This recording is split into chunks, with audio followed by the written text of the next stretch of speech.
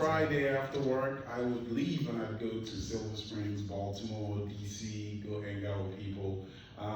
My friends, when I told them, I was like, man, it takes me 2 hours to get to you. Like, are you not in Maryland? They said, you would think with all your education, you looked at a map before you took a job. Like, you were almost in West Virginia. So this is where it started for me, and it really changed my life. I'll show you another one. I was looking at this, so this is me back home growing up, and now I'm kind of like, I do everything. I do biking, hiking. When you have presentations, it's always good to share a little story. So I'm going to show you guys one of my favorite outdoorsy story.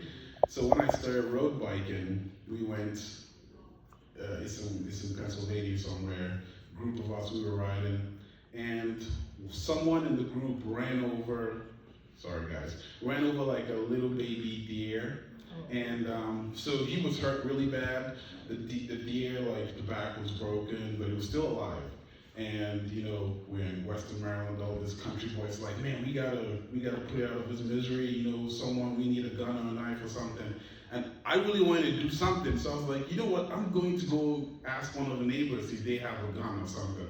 So I get to the door, and I look at myself. I'm like, this big black dude in spandex and a helmet is going to knock on the door and say, hey man, can I borrow a gun?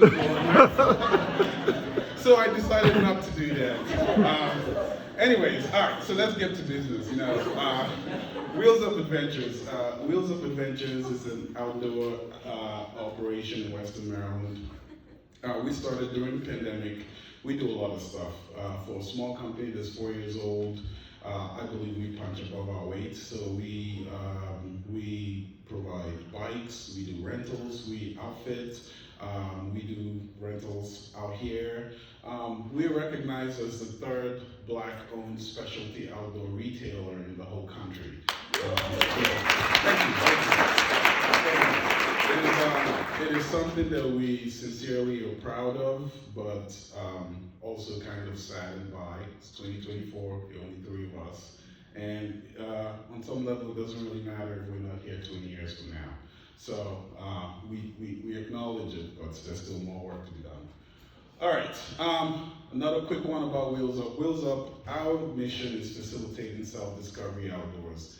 In plain terms, what that means is whatever gets in the way of you getting outdoors, it's our job to take that out. We do that through access, knowledge, and community. So what that means is, there's a lot of people who they don't have access. They've never been there. There's no trails to get there. There's no education to get there. And most importantly, there's people who have access and know how to do it, but there's no community. Nobody wants to go. The loneliest you ever be is being on a ski lift by yourself. Yeah. I don't know if any of you have done that. The first run is awesome. The second run is just like, man, I wish someone saw me do that. Yeah. Anyways, but that's what we do. I'm trying to get you guys to trail. So when I was thinking about this presentation, I think it's always helpful to have definitions, right? So what's public lands? Public lands are areas of land and water that are owned by the government and managed for public use. Okay, if you track back to the history, the Land and Water Conservation Fund of 1965, that's some of the legislation that really started providing funding for outdoor spaces. When we talk about community, this is from a dictionary. It's a fellowship with others as a result of shared common attitudes, interests, and goals. So when I think about communities, I think about user groups, I think about businesses, I think about the DNR. All these are communities. We have different communities that play in and around public spaces. Okay? Everybody still with me? Okay. And then when we talk about a trail, a path, a track, or route made passage, especially through a wilderness area. And as I was thinking about this, I think the thing that pulls all this stuff together when we talk about the intersection, public lands. And when we talk about public lands include waterways, monuments, all these things that are managed by the government for public use. One of the threads that ties them all together are trails. I feel like trails are Trails are one of the fundamental infrastructure of that intersection. There's many more there are other things that do it, but trails are a big part of it. As a business person, the numbers matter because in Maryland, we can read all this stuff, but in Maryland, honestly, when you think about outdoor recreation, which it's another thing that the whole country, the whole world really has been reconsidering lately, especially since COVID. What is our definition of outdoor recreation? What is our definition of being an outdoorsy person? If Jane comes and says, I walk my dog every day, is she an outdoorsy person? If someone goes out and they do photography, they wake up at 6 a.m. in the morning and climb a mountain and take a picture, is that outdoor? And I think that definition is expanding. For example, these pants I'm wearing right now, this is an outdoor company. It's called Livesend. They're a small company. But these pants, you can take it on the Appalachian Trail. You could wear it to dinner. You could do all these other things with it. And if you see the outdoor space, there's a transition from super hardcore to everybody's invited. And we see that in the numbers. Just in Maryland, this is in the whole country. The outdoor industry is an $887 billion industry. I mean, it is more than, this stuff is not shown, but it is more than education. It is more than the pharmaceuticals company. When you think about boating, fishing, hunting, motorcycles, equestrian, like all this stuff, there is a lot of financial impact that comes from the outdoor industry. We'll go a little bit more minute. From my history, yesterday I was in a session. How am I doing on time? I was in a session with some future employees, and I got an MBA from Frostburg State University. I have all these degrees that really I should have been in the outdoor industry from the beginning. But from my professional history, a SWOT analysis, strength, weakness, opportunities, and threats. So we'll jump into that. What are some of the strengths of this intersection? We talked about the redefinition of the outdoor space, shared spaces like parks, trails, all that stuff. Culture and historical conservation, I think those are all strengths of this intersection right now. There's economic impact. You talked about the gap. In 2019, there were 137,000 direct visits to Allegheny County just from the trail. There was $32 million of economic impact, roughly $800,000 per mile. I mean, that's a return on investment.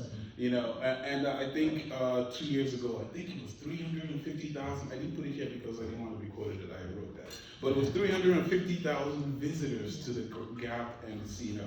Now, as a business owner, my calculus is, even if every one of those people give me $5,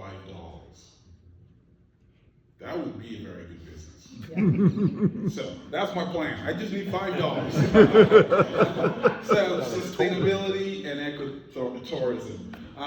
We'll talk about some of the weaknesses, which is where I think there's a lot of meat. I think every year there's data showing that public lands keep decreasing. There's a lot of land that goes back to private hands to be used for many different reasons. There's a lot of struggle, with land managers and landowners to be able to open these public lands to recreational uses, which is why one of the questions that I have for Kevin when we're done is I'd love to hear more about using a professional facilitator between those different user groups. I think the biggest opportunity and weakness, so weaknesses are typically opportunities, is I just think there's inadequate education and citizen engagement. There's so many silos in our outdoor community. There's the DNR, there's the user group, there's the park services, there's the state, there's wildlife and fishery. I'll give you a personal example. Conversations and collaborations with the DNR and especially Rocky Gap has been the core of what we've done for a very long time. And we go back to our communities and we say, man, these guys really care about you. They're really trying to get us some trails. They're really trying to do something. And they are. But unfortunately, it takes like 2 years to get a mile of trails. You know, like you got to go through this for the committee, and it needs to go through this, and it needs to go through this. And as user groups, there's that break in information, and we feel like, yeah, I don't know what they're talking about. I don't think they really care about us. So I think that's one of the weaknesses that I see. We talk about equitable access, inclusion, and participation. The fiery words of the phrase of the acronym DEI, and I'm not going to get us into political battles. Okay, guys, everybody chill. But my 2 cents on that is, with inclusion in the outdoors, I don't think legislation is the answer. I think all of us standing here, it is so much more effective for you to go to your neighbor and you say, hey James, man, have you ever gone mountain biking? Check out this, I have an extra bike, you should come with me. I think we would make so much more difference that way by personally taking the responsibility and inviting people than spending a lot of energy on legislation and stuff like that. There's room for that, but we should take that personal responsibility. All right, challenges. We talked about the siloed approach. I'm a business owner, and whenever I'm in public spaces like this, it's never ever enough. We need capital. We need more money. Always, always, always. Bureaucratic red tape and climate change. That's a big challenge when we come to that intersection between trails and community. If we don't do something about that, we won't have any trails. We won't be having these conversations. All right. So we talked about some of the weaknesses, threats, and opportunities all kind of go hand in hand. What I really want to highlight from this is I think there's opportunities for new forms of partnerships. So we're part of the founding members of the Western Maryland Climate Coalition, and one of the big things that we did is we pushed for the purchase of land, local land, Wills Mountain. That's where Wills Mountain State Park is going to be. And unbeknownst to us, whenever the DNR purchases lands like that, there are studies that go in. So that place is kind of, we didn't know that. We thought like, they bought this, let's put some trails and let's start climbing this thing. And I don't think we are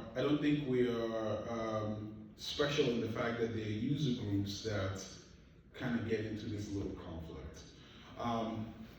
I think we have been able to create some sort of a blueprint for how to work in this kind of situations. There was a lot of bad blood, but we established meeting opportunities where DNR can explain to us what's going on and we can offer our feedback. It has been very useful, and I think there's opportunities for user groups to think outside the box. How do we use, or just the whole people, how does the DNR use these user groups to do some of these studies? How do they use them and leverage them for trail maintenance? And I think there's a big opportunity if we go into this intersection, this conflict, thinking, how do we innovate and create new forms of partnerships? I think that's the biggest thing that I really would love to push out there. There are best practices out there. I know Jeff Simcoe shared a few of them with us, about people who, in climbing areas, they've used the climbers to do some of these scientific studies, and et cetera, et cetera. So, anyways,